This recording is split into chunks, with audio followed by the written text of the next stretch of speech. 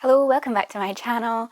This is going to be my reading wrap up for 2025. I'm filming this on the 31st of December, so I won't be finishing any more books today, although I am hoping to read later on, as I will be waiting for the strike of midnight for Hogmanay. I read 32 books in 2025, which was 5,667 pages, and I listened to 77.5 hours of audiobooks. This isn't the most I've ever read, and it isn't the least I've ever read in a year. I was really just taking my time this year and not putting pressure on myself. I'm just trying to cultivate a reading habit again while I'm still working on my health. So it's a slow and steady. I'm the tortoise, not the hare, at the moment in my life. I read 10 books that I've read previously. I am a huge rereader, and it wasn't until I sat down and wrote my list of my stats that I was going to say that I realised that I reread 10 books. So that's like a third of my reading this year was a reread, and that was just because rereading for me is very low pressure. And when I'm struggling with my reading and I was struggling with my health, reading a book I was already familiar with was just easier and brought me a lot of comfort. So I only read 22 new books this year, which it is what it is. 18 of the books I read this year were science fiction. I really, really love science fiction. A lot of those books were rereads. That's why when I tell you the 5 books that I want to mention as favourites for this year, only one of them is sci-fi, because most of my rereads were sci-fi. I read 15 horror books. I really enjoy horror. I am trying to read more of it because it's just a very wide genre. So much can happen in a horror. I don't even know how to describe what kind of horror that I'm really enjoying at the moment. If you've got any recommendations, let me know. There's still so much I haven't read, but it is a genre that I've really enjoyed picking up more of this year. I've read quite a few good ones. And my average rating for the books I've read for this year was 4.39, and I think that's absurdly high, part and part because of all the rereads. I reread books that are favourites, so they're usually 5 stars for the books that I've reread, and I really try to only read books that I'll like and enjoy. I'm a very, very picky reader, and I DNF books because I don't have time in my life. I don't read enough volume of books that makes reading books that don't appeal to me and I don't enjoy worth it. If I read 32 books this year, if 5 of them were books that I really didn't like and I was struggling and pushing myself through to finish it, that's a high percentage of the books that I read. Anyway, that's not what this video is about. Here's the 5 books that I want to mention as favourites. These aren't all 5 stars, but they're ones that I particularly enjoyed. And to be honest, star ratings are quite an arbitrary rating system anyway. Everyone's different, and I don't know if you're the same. I'll read a book right after reading it, and after further contemplation I might change my mind or change my opinion, especially if I've heard other people talk about it and then I agree with what they've said, and that can be for the positive and for the negative. But I don't then go back and retroactively change my ratings of things, so take everything with a pinch of salt. These are 5 books that I enjoyed reading enough that I'm mentioning them in my year-end wrap-up. The first book I'm going to talk about is Camp Damascus by Chuck Tingle. This is a horror. I really like the cover. I enjoyed this. This was a very good read. It covers gay conversion therapy camps in America. It's got a lot of religious themes. It's very centered around like religion and homophobia and things like that. I really enjoyed the characters. The start was a wee bit slow, but I did thoroughly enjoy this, and it was a quick read.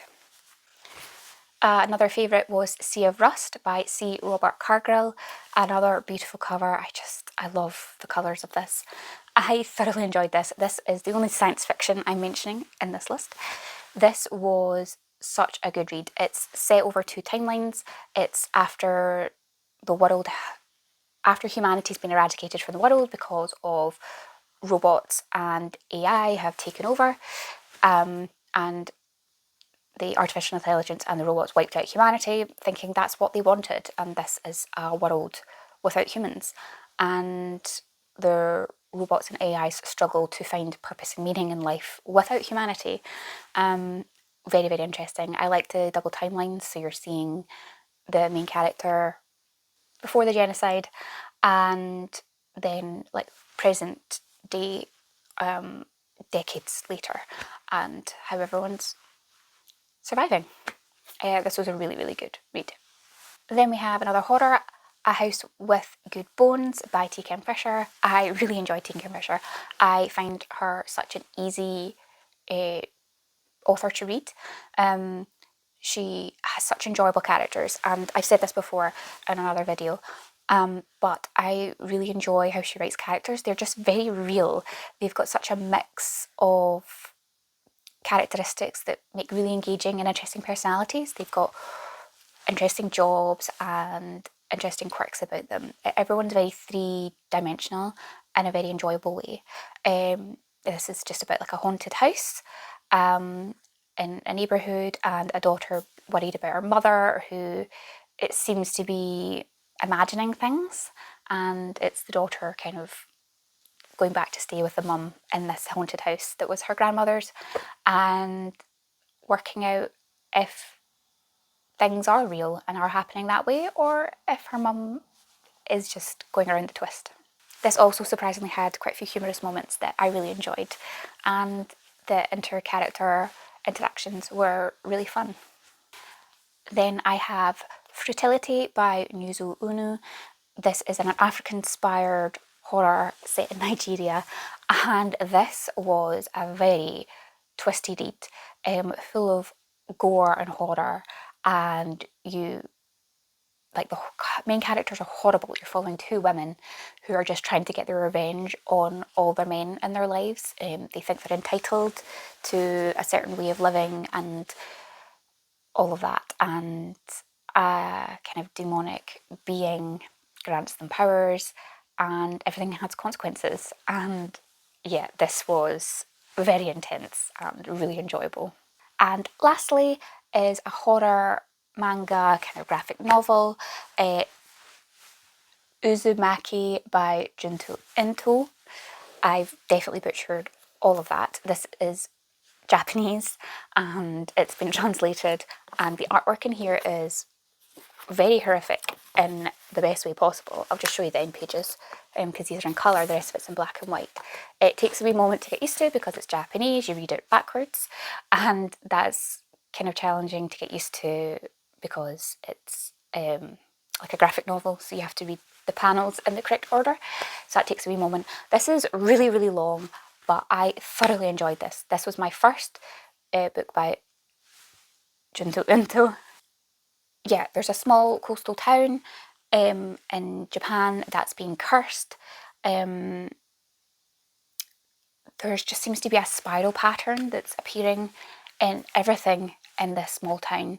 It's appearing in pottery that's being made, it's appearing in food, it's appearing in the natural landscape, and it's appearing in people. And this whole town is just being haunted and invaded by this spiral. I think that's what Uzumaki means, it's spiral.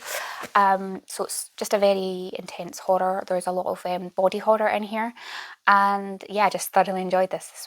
This was a brilliant, brilliant read. So there you have it. That was 5 books that I had a really fantastic time reading in 2025. I would love to know any of your favourites that you read this year. Have you got any reading plans for next year? What are your intentions? And I'd love to know if you have added any of these 5 books to your TBR now that I've mentioned them. I have talked about a few of these before on my channel. When you only read 32 books in a year, you're limited on what you can talk about. But I enjoyed getting back into reading this year, more so in the latter half of the year. I kind of read more consistently, and I hope to bring that energy into 2026. And for me, it's not about reading 50 books or 100 books in a year. For me, it's just about cultivating a regular reading habit, especially with the way I've been lately. I go through a flurry of reading consistently for like a month, and then I don't read for 6 weeks. So I want to be just more consistent with my reading because I do really enjoy it, and I have so many good books I haven't read yet, and I want to experience them. So I don't have a set reading goal for next year. I just want to be more consistent and to get through all of my unread books. If you haven't watched my previous video, I go through every book that I haven't read yet on my current TBR. And I'll probably shame myself at the end of 2026 and do a reaction to that video and see how many of them are still on my TBR, and then make a decision about if they should stay there or not. Anyway, I hope you all have a wonderful Hogmanay and have some great time spending with friends and family with whatever you do on New Year's, and I will see you in 2026.